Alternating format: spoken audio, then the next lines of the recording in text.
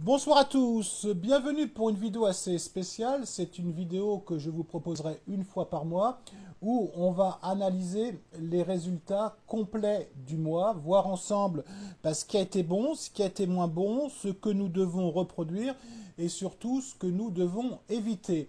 Avant de commencer, comme chaque soir, je remercie tous nos abonnés. Je vous remercie de la confiance que vous témoignez à cette chaîne depuis sa création. Si de votre côté, vous nous découvrez pour la première fois, vous êtes un passionné tennis ou un passionné de paris sportif tennis, vous pouvez vous abonner si vous le souhaitez.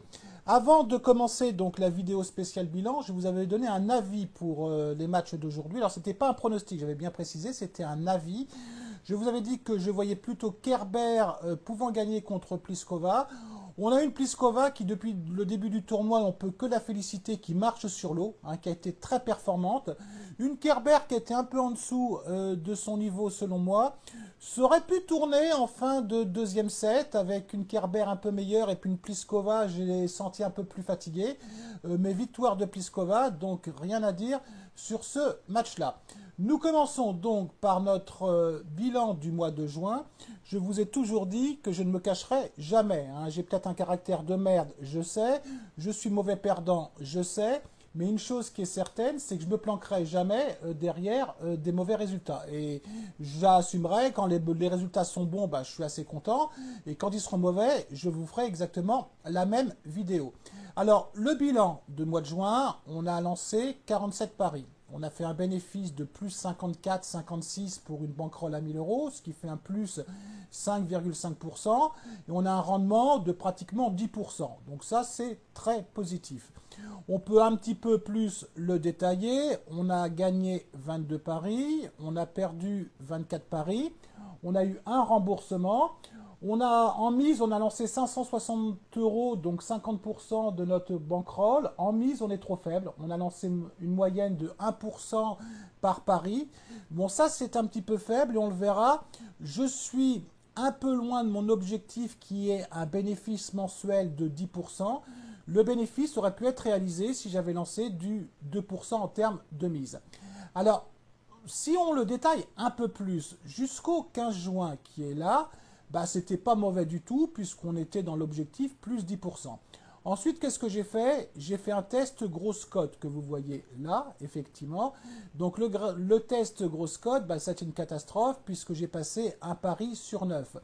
Et ensuite, qu'est-ce qui s'est passé à partir, je vous dirais, grosso modo, du 20 juin? On a été plus, et puis même, je dirais même, à partir du 18 juin, on a été en équilibre. C'est-à-dire qu'entre le 18 juin et la fin du mois, on n'a pas gagné, on n'a pas perdu.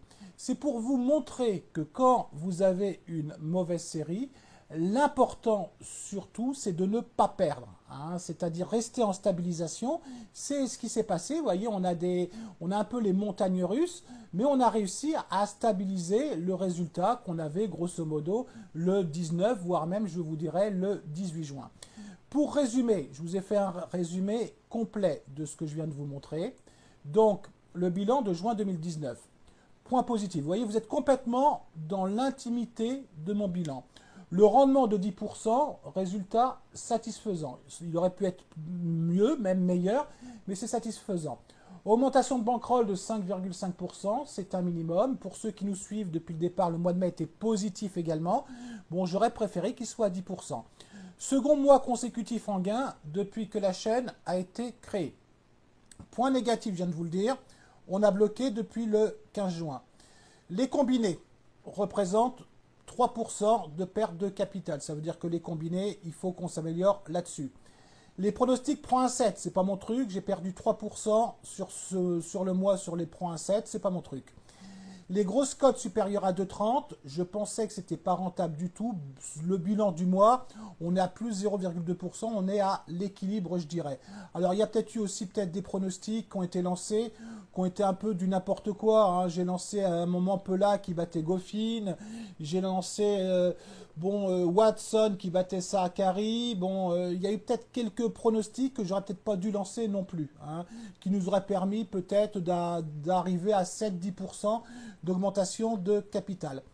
La conclusion pour tous les abonnés qui suivent ça de très près.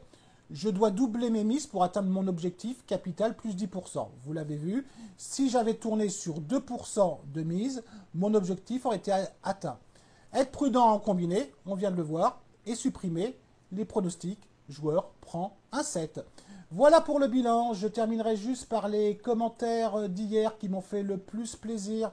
Donc je remercie The Killer qui met un peu la pression, The Killer, Edward, à bientôt pour Wimbledon, oui The Killer, je me prépare.